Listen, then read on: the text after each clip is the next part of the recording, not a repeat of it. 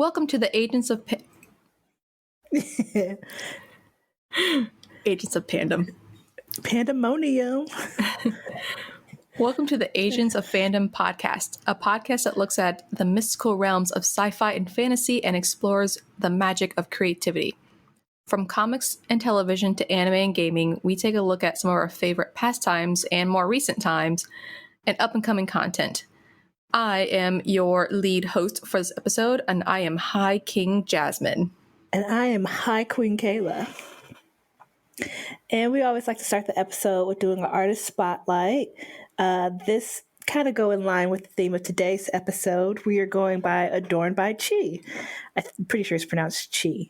Or is it Ki? Chi? Chai? Chai? Kai? As a fan, a Black girl fan of anime, I was super excited when I discovered this company. They sell merchandise for Black girl nerds and anime lovers. Just reminding us that Black girls, we're diverse too. We like anime and gaming and things like that. Yeah, we do. They have super cute chibi style art and manga. They have like a cute little mascot. Her name's Chi Chi. And it's super cute. I think it's like that floppy ear dog. Not the Cocker Spaniel. Floppy. A Cocker Spaniel, I think. Oh, like okay. a little mini Cocker Spaniel. I may be wrong. There are many floppy-eared dogs. Yeah. And so not only do they sell, like cute tops and shirts and clothing, they also, the owner is, I believe she created a manga that's actually, I think, called Adorned by Chi, and it follows the story of Adais, a painfully shy Nigerian college student with goddess-like powers, as she reluctantly leads a team of young warriors to defeat an apocalyptic monster that threatens to destroy humanity.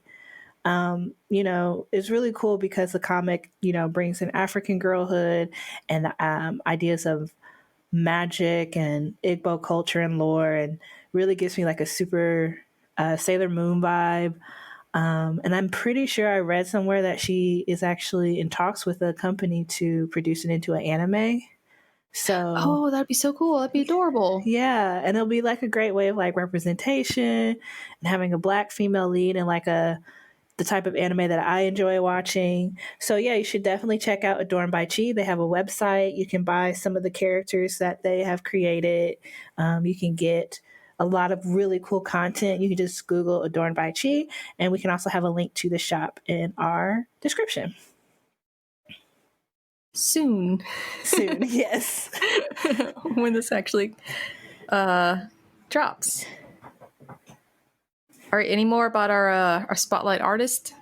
No, I mean, well, I know I said I was like indie artists and writers and stuff, but I think I just like really just want to support, Black women, people of color, LGBTQ, all those people who don't really get representation in the genres that we enjoy. So Adorned by Chi is a little bit more established, I think. But yeah, I think a lot of people would enjoy it. That seems like a good idea. Yeah. A better idea. Plus, we can do whatever we want because it's our podcast. Right. So whoever we want to spotlight, we can do that. All right. Now to the meat of this podcast episode.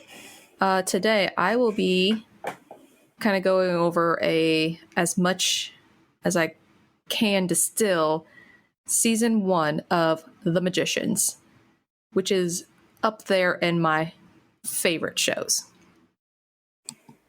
All right, so just sort of a quick overview, and then we get to the long overview. Your breakdown challenge. The breakdown challenge. Yeah, I tried.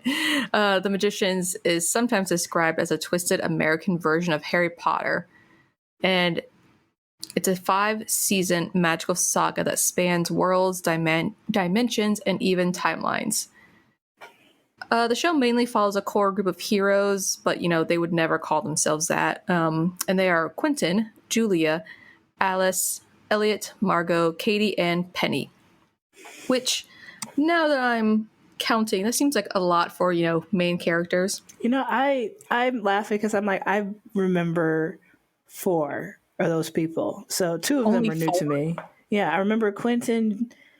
Who's the girl who is blonde and wore glasses? Is that Alex? Alice. That's Alice, yeah. And then Julia is the girl who was Quentin's friend when they first Yes. started. See, I remember people. You do remember people. By the way, Kayla has all but refused to watch this series. I have a long list of things to watch, okay? I am throwing you under the bus on this one. It is good. All right, so I really did try my best to distill an entire season down to one podcast episode. But honestly, this could be at least like 2 episodes per show episode. So starting with the background, The Magicians came from a book that was written by Lev Grossman, and it's a trilogy, and it was originally published in 2009. So the books themselves spanned years, several years, and literally can be a whole series of podcasts by themselves, the books. The first season of The Magicians is played out in about, a school year. So again, sort of similar to like Harry Potter, how, each book is a school year kind of thing. So it's 3 books. Correct. But there's 5 seasons. Correct. And okay. So then I would say, so the show added more than that was in the books? Yeah, honestly, have you read the books? I have read the books, and it really didn't get until the 5th season where you start to see more hints of the book itself. They added a lot of stuff. Of course, the core stuff is the same, but they definitely added a lot, which, I don't hate because I actually like the series better than the books. So that's probably why. Yeah. The main character is Quentin. Although the writers later on in the series decided to do an episode highlighting how everyone is their own main character in their own story, which is a very interesting episode. Quentin and his longtime childhood friend Julia basically get magically swept away and find themselves sitting in an exam room. And this exam is to see if they will be accepted into Breakbills, which is basically a magic college. Unfortunately, Julia... Was this like like, did they just know? Did they just show up somewhere to take an exam? Because I vaguely remember the first episode. So what happens? They're walking. They actually show up separately, but they see each other in the exam room. So Quentin's just walking, and he's following like this piece of paper, I think, and all of a sudden he goes through a gate and ends up coming out through some bushes into this gorgeous lawn and gorgeous campus. Mm-hmm. And they're like, then Elliot is actually waiting for him, and he's saying like, "Oh, you're late. We got to go," and leads Quentin to the room where he's taking the exam, and like he's looking at the papers, and it's all just like twisting words and everything on the papers, like. And Elliot, that was the first time him and Elliot met. Correct. Elliot was the first magician Quentin knew. I'm sorry, continue. Yeah, so Julia doesn't pass her exams, and they try to wipe her memory of it, but she was able to remember, and that kind of like begins her journey to find any spark of magic anywhere, and it takes her down a dangerous downward spiral that leads her into the grasp of hedge witches. See, first off, how y'all gonna have these exams and then fail at the one thing that y'all should not fail at, right? So people who fail, y'all not allowed to remember, and then y'all mess that up. Yep. Or was it like her magic was so strong she resisted? Which I would be like, well, then by default she should be allowed to stay. So basically, before they were able to wipe her mind, she cut her arm. She like made a deep gash in her arm to hopefully, that she sees that later and that will jog her memory. But so they healed it, but it left a scar, and she kept, looking at it and like trying to remember, and then finally she remembered. See, that would be, I get scars all the time, so that would be nothing to me. It was like a scar. It was like a deep scar in her arm. Oh, so it's like one of those things where you like hurt yourself. You're like, what? When did I? Yes. So it was, when did I do this? And she finally remembered when she does that. I remember her character. I didn't care for her. She grows on you. I didn't care for her at the beginning either. Quentin passes the tests and joins Elliot. Wow. Elliot, Margot, and Alice in what is called a physical kids cottage, which is basically a place for those with specialties in magic that are physical in nature. So it's kind of like their version of like the Hogwarts houses. Right. So kind of the inciting incident, I had to think of my words from college. So shit starts going down when the Beast shows up and calls psychically to Penny. And, he's a psychic and a traveler, which means he can travel anywhere in the world. And then later finds out he can travel to different dimensions. So it's not this world, he's just like a literal, I can go wherever I want. Yes. That's some creepy stuff. His traveler teacher was basically trying to get him a tattoo, a sigil, to bind him to Earth. So I guess his teacher saw some crazy shit and got half his leg torn off by something. And he's like, I don't leave Earth anymore. And you shouldn't either. It's just like, yo, I've seen some shit. Trust me. Right. Oh, that's hilarious. I'm sorry. Oh, sorry. In the beginning of the season, Penny has really a lot of trouble trying to Which one block is out. Penny? Penny is the Indian guy who's not Indian in the book. Yay! Changes, diversity. Because they're all white, aren't they? Except for him. I think so. I think they're all white in the book. I thought is it Margot? She looked ambiguous, or is she white? In the book? No, in the show. Oh, in the show, I think she's just ambiguous. She's kind of some kind of something. But so yeah, all these calls, Penny's trying to ignore. He's still trying to get a grasp on the fact that he's psychic, and now he needs to block out some calls. Okay, so hang on. So the Beast is a traveler too, or no? The Beast can't travel. The Beast can travel. So Penny can travel. He's not described as a traveler. So Penny can travel, and so the Beast can travel. Is that why, or is it just because Penny's psychic? It's because Penny's psychic, which is why the Beast can get to him. The Beast is trying to put any tendrils he can into break bills, and he picks up basically Penny's reception. See? That's why y'all can't let yourself be open to just any kind of energy out here. No, but he learns, but it takes a while. Mm-hmm. So all these calls happening to Penny, he follows one in particular and then winds up in a dungeon where the gang discovers that he was actually in Fillory, which is a fictional world from a book that completely shaped Quentin's youth.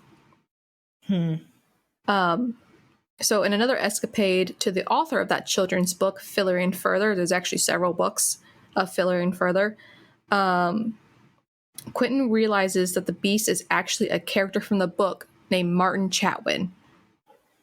He's a real life person. Okay. So normally Fillory calls... So basically this Martin Chatwin was a real person who fell into this world? So Martin Chatwin and his two other sisters, Jane and Rupert, they were called into Fillory, sort of like The Lion, the Witch, and the Wardrobe, where the world calls to them and it opens up a portal and it shows them and it brings them in. And they're like, come children, play in my fantasy world. Right. For adventures and stuff. So they go on all kinds of adventures. They become queens and kings of Fillory. And then one day, Fillory no longer called to Martin.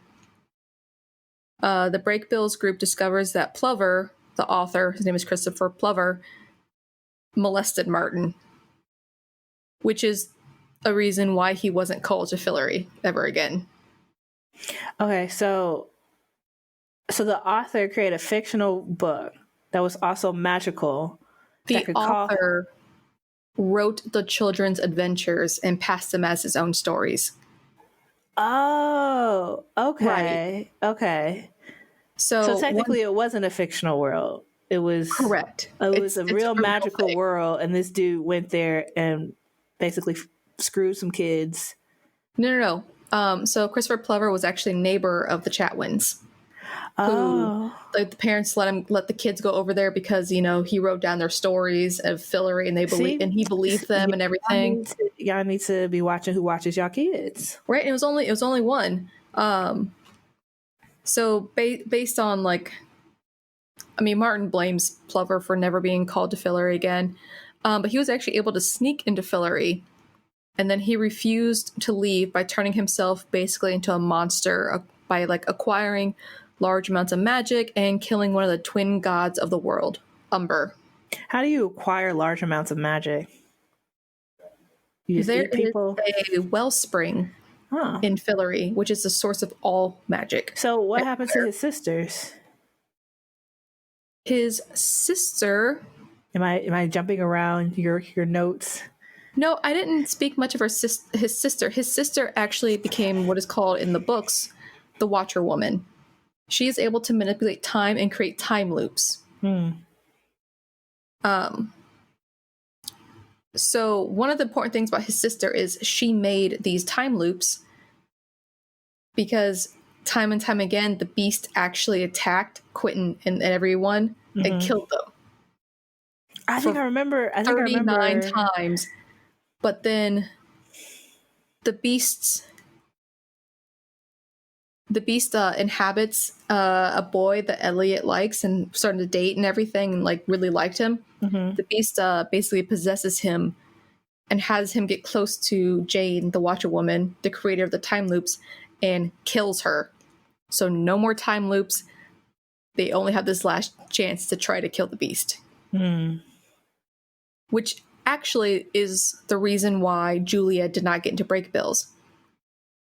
The dean of the college, Dean Fogg, is in it with Jane, and he, you know, keeps track of the different things. What can they do each timeline to actually defeat the beast? He has seen all 39 times that they've died. Or they failed their mission, basically. Right. So he's seen all of that. So he basically let Julia know, because she confronted him, you know, why am I not in Break Bills? I can do magic now.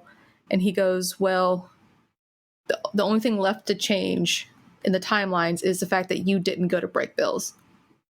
So they've twisted it and like made it all kinds of different. And that was the thing that's different this time, is she didn't get into Break Bills. Oh. So basically it's like, if you ain't involved, maybe they got a shot. Yeah, and I assume he did it with everyone. I mean, 39 times. Right. So at one point, everyone got kicked out the group. At one point, everyone died. Oh, right. Yeah, it's not they didn't get kicked out. They died. So Martin, he killed one of the gods of the world. And he's basically on a rampage to try to stop anyone who'll get in his way from taking control of Fillory, or like he's trying to take control of Fillory and all the doors that lead to Fillory, because there is a lot of doors in and out of Fillory. The next important plot point is kind of sucky to talk about, but it's important and it shapes everything in the series. Like I said, Julia did not get into Break Bills. She did remember magic and remember what it was like, that it's a thing and that she should go there, but she couldn't get a grasp of it. And so after her mental decline that put her in a psychiatric hospital, she met a counselor there named Richard, who introduced her to a group of like-minded individuals who are all minor magic users, including Katie, who has now been expelled from Break Bills. And Katie was Penny's girlfriend.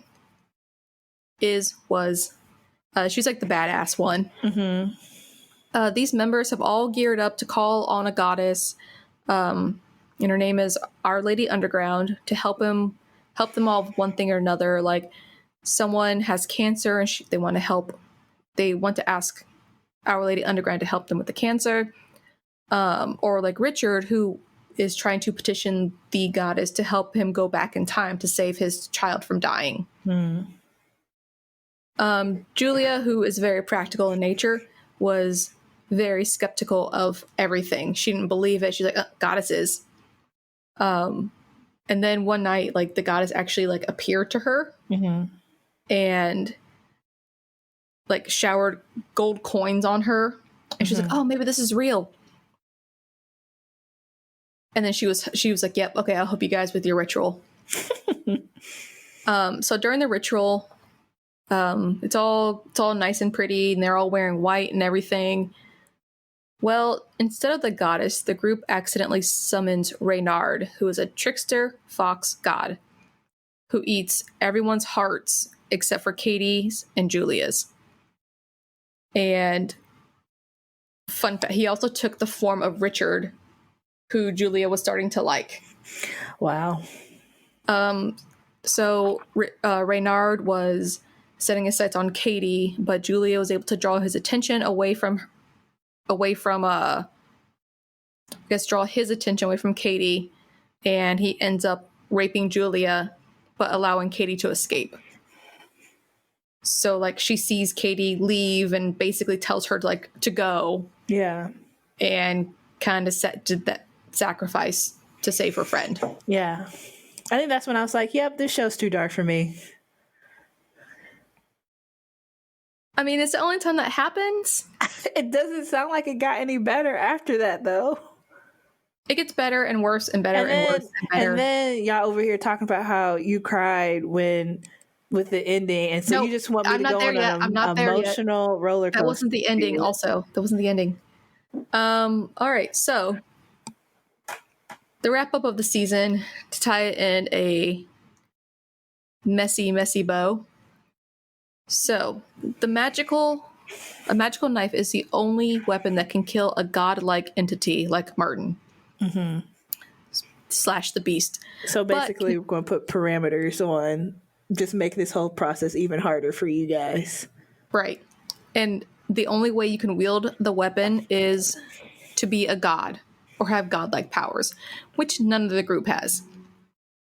But they found the knife. It was from a Felorian knife maker, and that's what the Filaries are called. They're called Felorians. It's a knife maker who has been a generational knife maker back since time began, I guess. He said that he'll only give the group the knife if his daughter can marry the High King of Filary. Which is a side note, only children of Earth can be kings and queens of Filary. Before random. This... Yeah, and that causes some strife later. Before this, Elliot is crowned High King, Quentin King, Margot High Queen, and Alice Queen. What's the difference? It's just in that rank. It's just so there's more separation of power. So since Elliot is High King, he has to marry Fen, the knife maker's daughter, and can never leave Filary. But he's gay, though. He is gay, and so he has to marry. So basically, it's that take it for the team situation. Yep, and also take it for the team that you can never go home. You have to stay in Filary. Are these people friends? They're friends?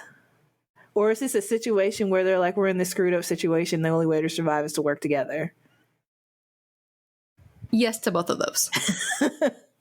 It is, any real person, they have their problems and they have their own goals and ambitions that don't actually include the consent of the group. But eventually it gets, they become close and also very dependent in the end on each other. Yeah. So right before the final showdown, the remaining god of Filary, Ember, that's Ember and Umber, gives a bestowal of his seed, which will imbue the consumer with godlike powers. Gross. That's the only way they can even touch the knife. So,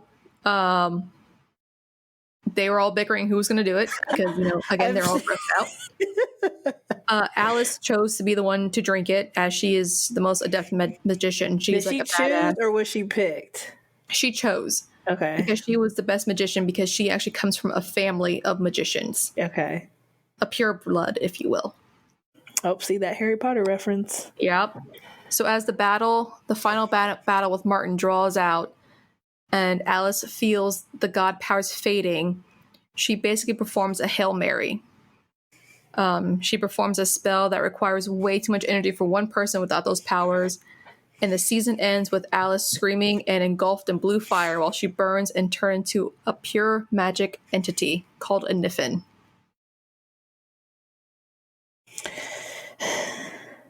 So we're going to go to a commercial break.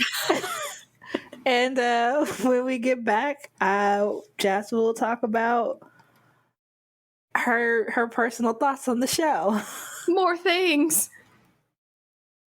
Hey, Jasmine, I see you're getting better at graphic design. Thanks. Yeah, I've been practicing a bit.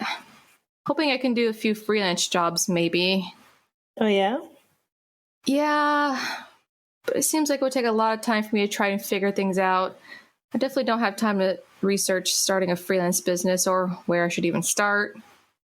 Yeah, starting a business can be pretty daunting, especially if you have to do it by yourself. You could probably ask Siren Vinay to help. Siren Vinay? Yeah. Siren Vinay is a business development and multimedia consultation and production company.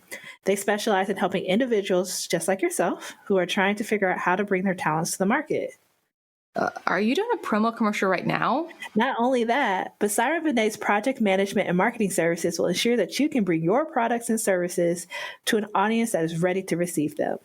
They also utilize their production service to provide original and authentic content to the masses and can provide these skills to help you develop your business as well. We're the only ones here. I don't know why you're... Developing a business can be hard, but it doesn't have to be. Siren Vinay can provide the support you need to take your business from the idea phase to the automated phase. Meaning... Okay, look, you just want to focus on designing, right?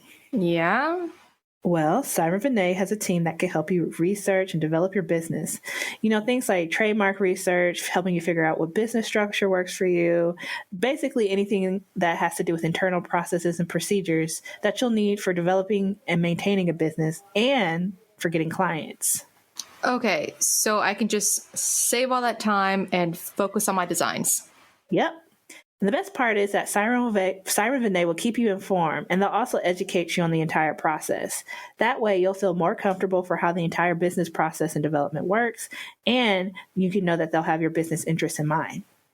You can check them out at www.sirenvinay.com for more information, or you can email them at siren.vinayllc@gmail.com to learn more about what this company has to offer. Thank you. You're welcome. Just make sure to check out Siren Vinay, and the website is www.sirenvinay.com. That is SYRENVANEE.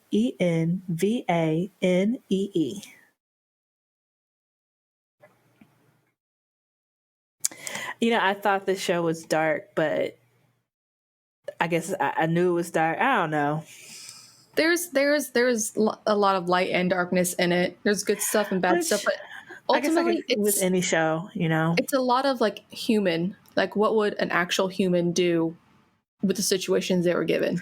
Right? Because like Margot can kind of be construed as like a bitch and like out for herself, but she's literally just trying to do what she's given with how she was brought up. Yeah. So same with Elliot, same with everyone. So we can get into that a little bit. So, like, what did you like about the show? Are we back? Yeah. Oh, okay. We're back. I thought that was just you talking to me. No, I mean, whatever. Oh, all right. What I liked about the show, obviously, I liked the magic because I love any TV show or movie or anything that has magic in it. I did like that the storyline was set later in their lives when they the storyline set later, you know, in the characters' lives instead of being in high school like it was the books. I think it opened up for a lot more possibilities that could happen, which obviously I didn't really describe here, but like jobs and just situations. So kind of like, you know, what we were saying a little earlier was you like that there's more consequences that play out that what would be in high school, right? Because like in Harry Potter, it was just like, oh, am I going to pass my tests or my exams or get to class on time? And sure, there was like some actual ramifications for like his decisions, all the characters' decisions and whatnot. But even then, that was set in, because this is set in like close to America time, like America. No, Is this this is set America? present day. Yeah, Yeah, this is present day. America. Present day Versus America. like in Britain. And Break ties Bills more. is actually. Oh, Break Bills is actually in upstate New York. Okay, so like Harry Potter, which was set in like Hogwarts in their actual magical realm, this is ties in with actual, like New York, right? Fairly. It's primarily Break Bills versus Fillory, or a place I didn't talk about called the Neither, which is basically a realm full of fountains, and each fountain is a doorway to another realm. So there is an earth fountain, and there is a Fillory fountain, and in the center of the Neither there is a library, where the order of librarians care for the library, and they are not playing around. If you destroy a book, they would kill you. They are protectors of magical knowledge and all knowledge at all costs. So there's like, oh, you think late fees are cute? Those late fees you be trying? That's cute. Yep. They actually enact service to the order, service to the library, both here and in the underworld. Okay. Your service could be 1,000,000 years. Wow. Yeah, but time moves differently in the Neither. It moves a lot slower, and also the underworld. But another thing I liked was the depth of their magical world. So there's organized hedge witches. There's small little support groups of wannabe magic users. There's a network of hedge witches, which people, Break Bill colleagues, frown upon because they're not traditionally educated students. So there's even what's it called? People kind of like lift their noses up to even in that kind of society. Yeah. Yep. You aren't trained as a classical magician. Well, you talked a lot about what you like. So what didn't you like? So in the first episode, I kind of didn't like Alice and Quentin's relationship because they were in a relationship. She comes from a complete magical family, like I said, and she's very powerful, but she hates herself for it. She's like, "Oh, I can grow this tree from a seed. I'm a freak." And it's like, you are so powerful, and she eventually owns it. It must be irksome when you know someone who's super talented, but they just can't acknowledge how talented they are. Yeah. Don't look at me. But Quentin kind of breaks down her I gotta put my walls up when they began dating. But while their relationship was very kind of deep and intense, it was kind of short-lived because of a situation that happened. So what had happened was, which is fairly important in the entire series, it kind of brings back tones of this. So basically the gang had to do a spell where they took their emotions away and bottled them in a little necklace around their neck, I guess. To do whatever adventure. I actually don't fully remember that, but when they released their emotions back to them, since they were without their emotions for so long, it basically just overload basically, and they're almost drunk on emotion. So during that, Margot, Elliot, and Quentin end up having a threesome. Of course they do. And Alex walks in the next morning, and they're all still in bed together. And I just hate how Quentin is he's kind of awkward and nerdy, and he doesn't get a lot of chances with women, and he ruins it with her. He just blows it. She deserves better. Yeah. But also, he deserves better. I don't know. A lot of people deserved a lot more in this show. Then the next thing I don't like, they kind of did her dirty, is Katie. So Katie is this hardened, like confident, from the streets kind of woman magician, and she actually Penny can't read her mind at all because she has like mental wards up that she's like put on for like forever. So it's kind of another thing what attracted him to her. And they were like super so close. Penny and Katie dated? Yeah, they dated. It was more of like on and off again, like not really on and off again, but it was more of like Katie's like, you don't want to be with me, like I'm not good for you. And you kind of figure out why she thinks that, which is basically because she gets involved with some dangerous hedge witches before she even entered Breakvilles. Mm-hmm. She is trying to clean up a mess that her mother left her. It's kind of unclear what she did, but her mom basically owed the hedge witches.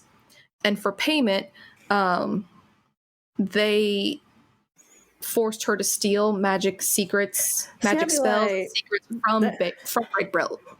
That has nothing to do with me. Well, she didn't like her. Said that her mother wasn't a great mother, but it was her mother. And the hedge witch, Marina,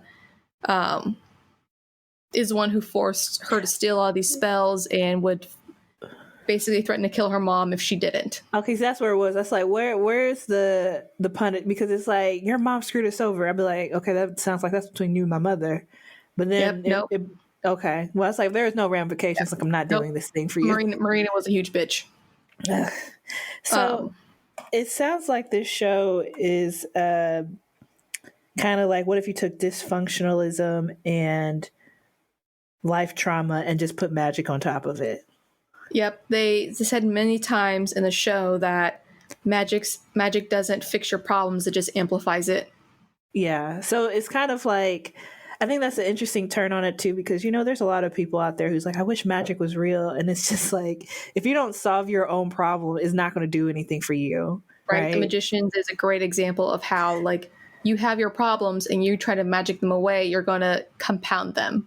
Or even like in real life, like, you could be like, maybe if I had more money, or maybe if I had more friends, or maybe if I had more access to stuff, like those things could help, sure. But if you don't like figure out the root of like, because maybe it could be there's toxic people in your life, or maybe you have some mental stuff that you're not working through, or maybe your environment is real shitty and you should just be like, I need a new environment. Because even like I heard someone was like, even with all the therapy and meditation and antidepressants in the world are not going to fix it if you don't even want to truly address your issues, right? Mm-hmm. Well, and there's a lot of issues that especially Quentin tries to put off. Yeah. And just all the magical shit that's happening, it just like makes it worse, and then it makes them snap. Yeah. And that's why I really like The Magicians, is because like I feel like it's a good like human approach to what would a real person do in this situation. Right. You think it takes away like the fantasy prettiness of magic? It does. It takes away. It takes a little like, oh, this is so nice, and my dreams came true because I did this spell right. Yeah, there's fairies in the series. Yeah. And they took someone's child. They took her toes off of one foot. They took someone's eye. Yeah. So it's not as pretty as you would think it would be, but I still think it's a good series to watch. It just definitely gives you a different perspective on what you think that a world like this should be, like a world that you graduate college and you're gearing up to go to school, or you graduate college and you're gearing up to go to get your master's or something, and all of a sudden you're swept away into this magical realm. Yay, magic realm. And there's actually this fairy tale land is actually real. Oh wait, it's kind of awful. Like it's not as pretty, and it's like gritty and dirty and like deceptive. Yeah. So you say it encourages you to don't go seeking changes in your life outside of yourself. No, that wasn't the lesson. You're like, nope. It wasn't a real lesson. I just like magic and this is cool. So no, it's not like don't go seeking the change. It's just that the change may not always be what you're expecting. Right. Because these people didn't seek to change or seek to change the world. They just were like thrown into it. Now they're magicians. Yeah. I would probably say out of all the, because there's tons of like fantasy based shows, and fantasy based doesn't always necessarily mean like magic's involved, but actually what is like, I'm gonna look that up. Like I'm sure there's an actual definition of fantasy. Well, something tells me that involves magic and magical creatures. But yeah, I would fully recommend The Magicians. I think it's really good. And yes, there are some hard things you have to watch, but it completely shapes her to who she is. It says fantasy is a genre of speculative fiction set in a fictional universe, often inspired by real world myth and folklore. It does not say anything about magic. So? What was the point of that? No, because you said, I bet you it's going to say magic, and I was just saying it doesn't. Oh, yeah. I mean, it doesn't mean not magic. I didn't say it did not mean not magic. I know. You know, Studio Ghibli is a real good example of that. There's magic in Studio Ghibli. Not in all of them. Most of them. I can think of a couple that don't. Like, Arietti doesn't have, she's just small. I mean, there's Kiki, what was it? Kiki's Delivery Service. She's literally a witch. Yeah. House of the Castle, magic. My Neighbor Totoro, magic. Spirit Away, magic. Oh, they're Ponyo, so good. Ponyo, she was like a little fish girl. I thought that was magical. Well, she could turn into a fish. That could just be a fantastical element. Okay, fine. I don't remember any specific magic in Ponyo because it was very annoying to me. You didn't like little Ponyo with her making her little rain droplets and her running on water? Her voice was annoying. I can't remember her voice. I do. It was annoying. Okay, well, is there any? So I know you said that we only did the breakdown of season 1. Is there no Magicians is done? They ended the show, right? Magicians abruptly ended their 5th series. They didn't even finish. They try to wrap it up, but they ended their 5th series. So it is done. So there are no spoilers. Do you think it was? Did you hear any news about why? Was it like creative differences or? I didn't actually look up why. I was just being sad that it was. You said I have no idea. Yep, I didn't want to look it up because I didn't want to get even sadder if something actually happened. I know they're struggling because I'm not going to say this. I will say it on the 4th episode of The Magicians, but I'm not going to say anything. I tried my hardest to only talk about stuff that happened in the 1st season. And I left out so much stuff, and I could have added so many things. So if anyone wants to like email me and just talk about The Magicians, like on Discord or something, I would totally just like have a Magicians group. You'll have like a discussion group, a whole chat set up just for that. I would. It's good. Kayla, watch it. Everything that I've seen.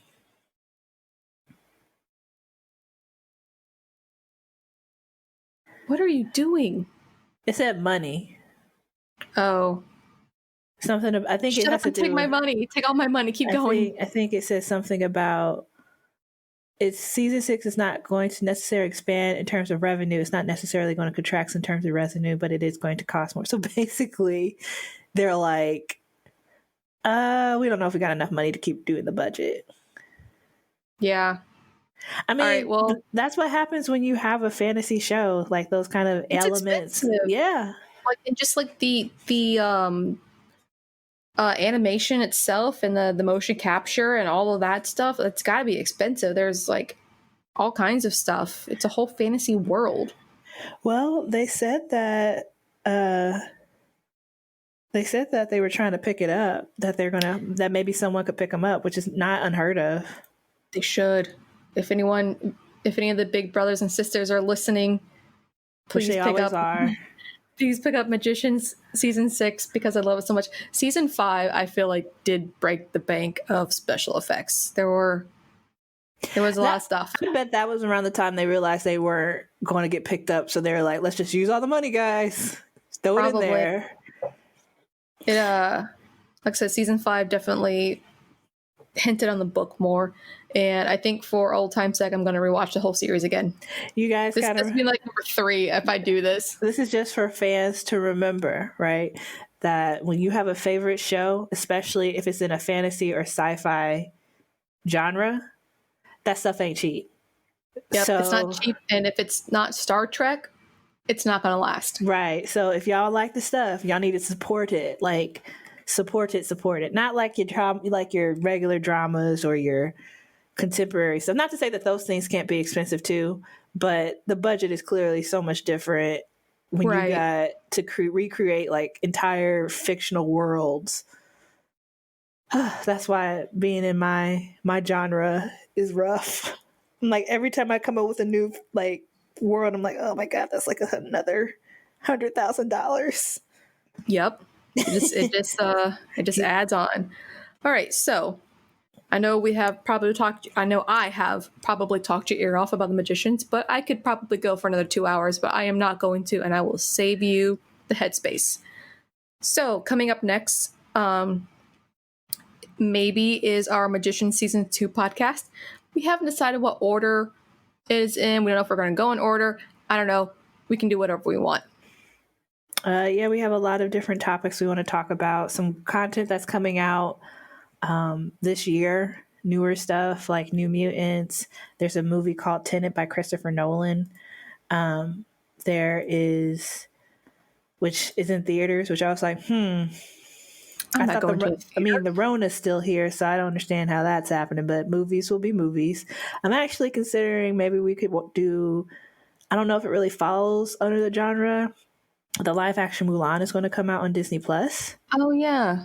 But I heard that you have to pay basically like $30 on top of the subscription. Yeah, I heard that. No, I will seek other means. You know why? Because they were planning on getting like the cinema proceeds from it. Well, that's not my problem. But I did hear that like, or you could just wait and then it will just be the regular. So I was like, so you think I'm just going to wait? Wait, this is 2020. We're good at waiting now. I don't know are you interested in Lovecraft Country? I don't know what that is.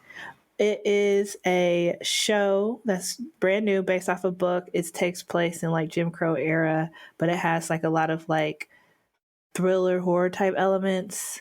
If you watch American Horror Story, you can watch this. I only watch some of American Horror Stories. I watch the witch ones and the carnival one, not like the weird clown one.